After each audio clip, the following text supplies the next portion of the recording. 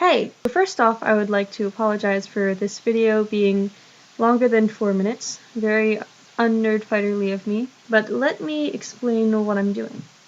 My physics teacher told us that for credit, I'm not exactly sure what credit entails, seeing as we no longer have extra credit, but I'll take what I can get. We could learn how to spin a penny on the end hooky part of a stretched hanger.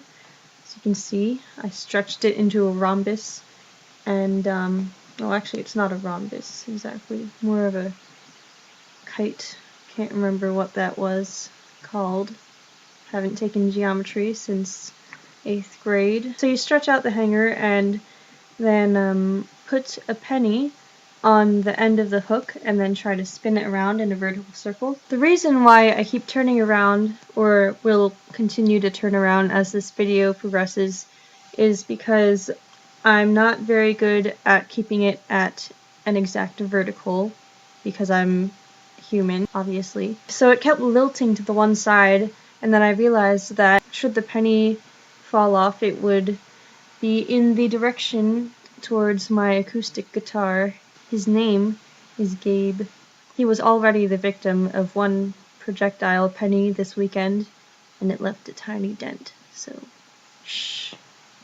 In the spirit of Vlogbrothers, I'm going to try to make this as educational as possible because such videos are permitted to be over 4 minutes. I'm not exactly positive of the physics of this because we haven't done vertical circles yet, but I'll just try anyway. First, you should try to visualize the circle, the center being my finger and the outside circumference being the end of the hook.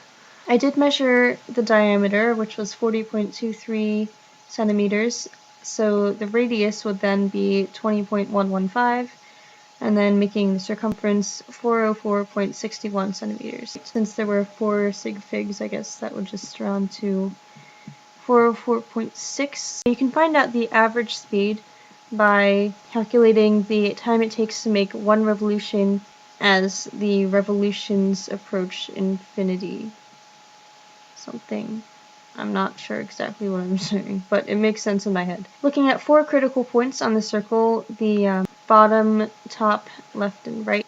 The centripetal force, mv squared over r, of the bottom point would be Fn minus mg, and because this was a penny made after 1983, the mass is 2.5 grams, and then this next equation would be the same for the second and fourth points. The centripetal force would equal Fn, and then for the top point, it would be Fn plus mg. So eventually, manipulating these formulas, you can figure out the minimum amount of acceleration that you would need coming into the first loop, the first circle, so that you would be able to do the trick. I apologize, that was obviously not educational at all. I don't know what I'm talking about. But let's just disregard that. Punish me if you want. Tina, you're the only one who really watches my videos, so you can post a punishment in the comments. I'm sorry this was so boring, but I am starting to really dislike making videos every day. Sorry, I'm getting angsty about this.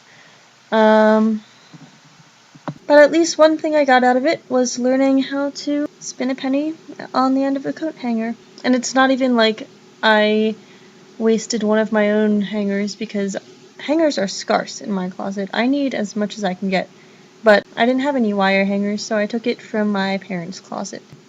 I could have gone on indefinitely just spinning this on my finger, but it got pretty boring, and also my arm got kind of tired, so I started singing.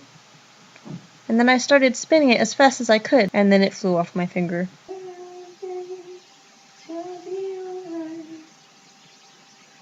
Don't worry about a thing. Oh crap.